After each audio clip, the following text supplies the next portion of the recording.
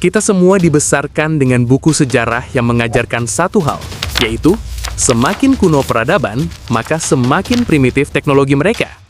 Tapi, coba bayangin deh, kalian sedang main game RPG, dan di level awal, musuh kalian tiba-tiba pakai senjata endgame yang super canggih. Bagaimana? Itu nggak masuk akal, kan? Nah, di seluruh dunia, ada struktur megalitik yang dibangun dengan presisi yang bahkan insinyur modern pun kesulitan menirunya. Bangunan-bangunan ini seolah berteriak, "Hey, sejarah yang kalian tahu itu salah." Hari ini, kita akan bedah 8 anomali kuno yang membuat narasi arkeologi mainstream keringat dingin. Ini bukan sekedar batu-batu tua. Ini adalah bukti nyata adanya teknologi peradaban hilang.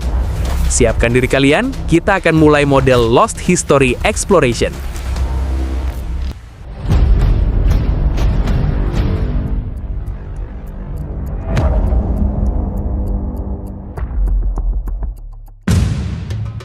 Satu, obelisk Aswan yang belum selesai, Mesir.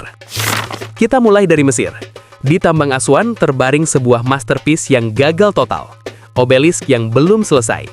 Ukurannya gila, panjangnya hampir 45 meter dan beratnya diperkirakan sekitar 1.200 ton. Itu setara dengan berat 3 Boeing 737. Arkeologi resmi menyatakan bahwa bangsa Mesir pada masa dinasti awal, yaitu sekitar 3000 sebelum Masehi, telah mampu membuat obelisk berukuran kolosal hanya dengan memukul-mukul batuan dolorite ke granit merah muda yang super keras. Granit merah muda itu memiliki tingkat kekerasan sekitar 7 di skala Mohs. Batu dolorite yang mereka pakai pun memiliki tingkat kekerasan yang sama. Mengikis material keras dengan material yang sama kerasnya, itu mustahil. Ibarat mencoba mengikis pedang berlian dengan palu besi biasa. Nah, ini bagian yang bikin merinding. Kalau kalian perhatikan dekat obelisk itu, kalian akan melihat bekas galian selebar 1 meter yang memanjang. Ini bukan bekas pukulan. Ini bekas mesin potong yang berlangsung terus-menerus tanpa terputus. Bahkan, ada garis vertikal merah di dinding tambang yang mengindikasikan adanya panas berlebih. Apakah orang Mesir punya teknologi yang bisa melunakkan granit seolah-olah itu marshmallow? Atau apakah peradaban yang diyakini hidup sebelum peristiwa banjir besar yang jauh lebih tua yang melakukan ini? Kedua, Gua Misterius Peru, Konsol Stargate.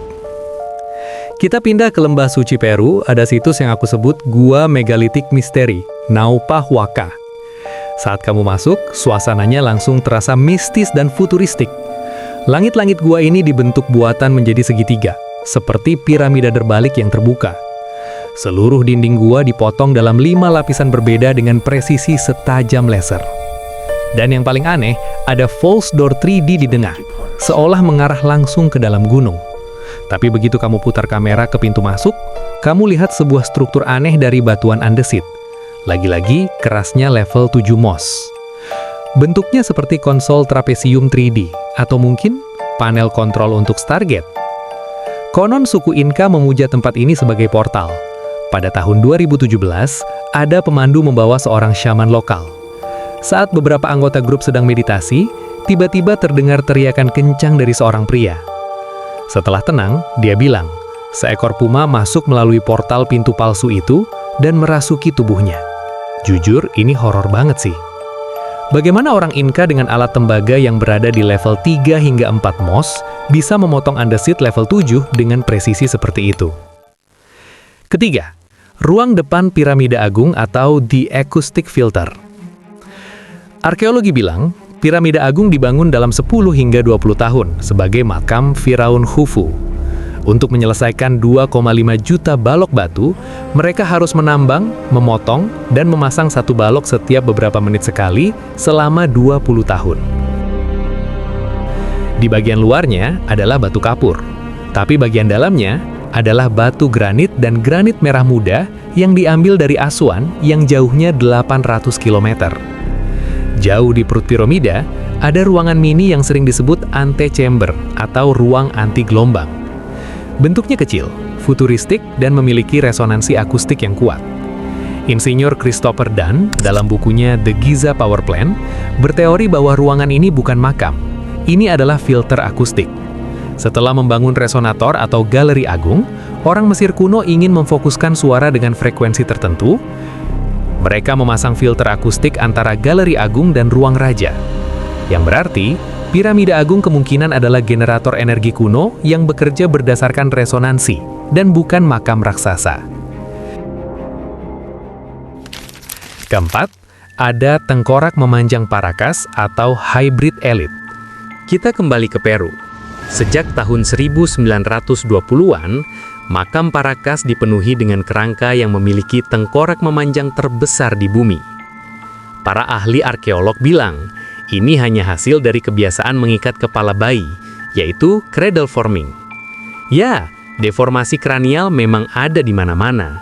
Tapi, tengkorak Paracas yang benar-benar memanjang secara alami memiliki perbedaan genetik anatomis yang luar biasa. Statistiknya mencengangkan.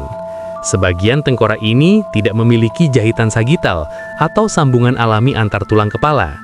Nah, biasanya di atas kepala kita ada garis sambungan tulang. Nah, pada tengkorak ini, garis itu malah nggak ada. Posisi lubang tempat kepala terhubung ke leher dan letaknya mundur jauh ke belakang, tidak seperti manusia normal. Dan yang paling mengejutkan, ukuran rongga otaknya 25 hingga 40% lebih besar dibanding manusia normal. Tradisi deformasi kranial atau mengikat kepala hanya bisa mengubah bentuk, tidak bisa menambah ukuran rongga otak. Mumi bayi baru lahir juga ditemukan dengan kepala memanjang ini, yang berarti mereka memang lahir dengan keadaan seperti ini. Ini bukan manusia biasa. Tengkorak yang memanjang secara alami ini adalah kasta elit, ras hibrida penguasa di budaya Paracas, dan populasi umum mencoba meniru mereka dengan mengikat kepala. Pertanyaan besarnya adalah, siapa hibrida ini? Siapa sebenarnya mereka? Kelima, Serapeum Saqqara, peti dengan berat 100 ton. Situs ini menurutku paling misterius di Mesir, dan mungkin di dunia. Di bawah tanah Saqqara, ada labirin yang menyimpan 24 kotak raksasa. Rata-rata kotak memiliki panjang 4 meter, lebar 2,5 meter. Berat keseluruhan mencapai 100 ton. Granitnya tentu saja diambil dari Aswan, 800 km jauhnya. Lucunya, menurut teori resmi, kotak ini hanya untuk menyimpan mangkuk suci sapi apis.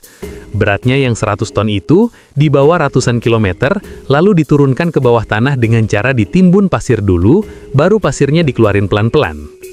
Kedengarannya sederhana, tapi mustahil untuk dilakukan. Pertanyaannya, bagaimana mungkin 100 ton dipindahkan 800 km tanpa teknologi mesin? Dan terowongan ini hanya 60 cm lebih lebar dari kotak itu sendiri. Bagaimana mungkin ribuan pekerja bisa mendorong dan menarik balok 100 ton dengan tali di ruang sesempit itu? Masalah utamanya ada di presisi. Benda ini terbuat dari granit super keras dengan level 7 hingga 8 skala Mohs, dan dipotong dengan tingkat presisi yang nyaris seperti laser. Padahal, menurut sejarah resmi, alat yang dimiliki Mesir kuno hanya pahat tembaga dan batu dolerit. Secara logika, memotong granit sepresisi ini dengan alat seperti itu hampir mustahil. Ini pasti dibuat oleh peradaban lain yang hilang, jauh sebelum Mesir kuno. Tapi apa fungsi kotak 100 ton yang kosong ini? Keenam, Puma Punku, H-Blocks, dan Jigsaw Puzzle di Bolivia. Jika kamu ingin melihat bukti teknologi hilang, Puma Punku adalah dungeon utamanya. Kamu akan disambut balok-balok andesit dan diorit presisi, yang diukir seperti potongan Lego raksasa atau jigsaw puzzle 3D. Ada lubang bor yang tampak mikroskopis. Orang Tiwanaku, sekitar tahun 500 Masehi, hanya punya alat dari perunggu. Kerasnya hanya level 4. Sementara, batu yang mereka potong berada di level 7. Yang anehnya, potongannya rapi, sudutnya presisi, bahkan ada lubang bor super kecil yang terlihat seperti dibuat mesin modern. Kalau cuma pakai alat sederhana, ini bukan cuma sulit, tapi hampir mustahil. Beberapa orang bilang ini dicor, tapi bagaimana dengan lubang bor super kecil itu? Katanya balok batu 40 ton ini diangkut pakai perahu alang-alang, menyeberangi danau Titicaca, lalu masih diseret 10 km di darat. Seorang insinyur yang bernama Arthur Bosnanski mempelajari situs ini pada tahun 1900-an, dan menyimpulkan berdasarkan keselarasan langit bahwa Puma Punku berusia 15.000 tahun. Bertahun-tahun kemudian, astronom Jerman mencoba menghitung ulang, dan hasilnya dikoreksi menjadi sekitar 9.600 sebelum Masehi. Ditambah lagi, ada bukti bahwa Puma Punku dulunya adalah sebuah pelabuhan lengkap dengan dermaga, padahal sekarang reruntuhan ini terisolasi dan berada lebih dari 30 meter di atas garis pantai Danau Titicaca saat ini. Apakah mungkin situs ini adalah titik awal peradaban di Amerika yang dihancurkan oleh bencana alam besar? Ketujuh, patung mesin di Museum Kairo. Begitu masuk Museum Kairo, kamu akan disambut patung kolosal granit merah muda setinggi 3,5 meter, lagi-lagi dibuat dengan batu granit level 7 MOS. Lihat detailnya, pinggang, tonus otot, dan terutama jari-jari kaki yang sangat presisi. Terlihat seperti benar-benar dicetak 3D. Ini adalah batu tunggal yang dibentuk dengan presisi mikroskopis. Coba bayangkan, bagaimana pahat tembaga bisa menghasilkan seni yang terlihat seperti hasil mesin bubut. Patung ini bukan hanya menunjukkan kehebatan artistik, ia menunjukkan teknologi. Tetapi, kepada satu pertanyaannya sama, apakah patung ini menggambarkan wujud asli dari peradaban kuno yang hilang itu? Terakhir, Sacsayhuaman atau benteng super di Peru. Dan sebagai penutup, benteng terbesar di planet ini, Sacsayhuaman. Setiap kali aku melihat dinding ini, aku benar-benar terdiam. Blok terbesar di sini diperkirakan beratnya 200 hingga 300 ton. Batu-batu itu menjulang setinggi 9 meter di atas tanah, dengan pondasi 3,5 meter di bawah tanah. Yang kita lihat sekarang hanyalah pondasi inti dari superstructure yang jauh lebih besar. Dindingnya bergaya poligonal, terkenal sangat tahan gempa. Tapi yang paling gila, celah di antara setiap blok raksasa begitu tipis, sehingga kamu tidak bisa menyelipkan sehelai haram manusia pun di antaranya. Coba bayangkan, mengangkut balok 300 ton, lalu mengangkatnya 9 meter ke udara, dan menempatkannya dengan presisi absolut sehingga tidak ada celah. Bahkan dengan peralatan modern, ini hampir mustahil. Apalagi dengan peralatan perunggu yang dimiliki suku Inka. Sacsayhuaman adalah bukti peradaban super yang mendahului Inka beribu-ribu atau bahkan puluhan ribu tahun. Jadi, itulah 8 anomali kuno yang menantang semua yang kita tahu tentang sejarah. Dari generator energi di Giza, konsol Stargate di Peru, ras hibrida dengan otak besar, hingga peti mati granit 100 ton yang tidak bisa kita pindahkan hari ini.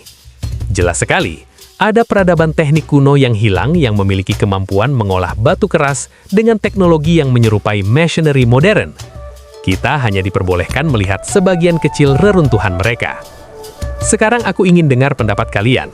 Jika peradaban ini benar-benar ada, teknologi apa yang menurut kalian paling gila yang mereka miliki? Lunakan batu atau transfer balok batu 100 ton? Tinggalkan komentar di bawah. Sampai jumpa lagi dan teruslah menjelajah.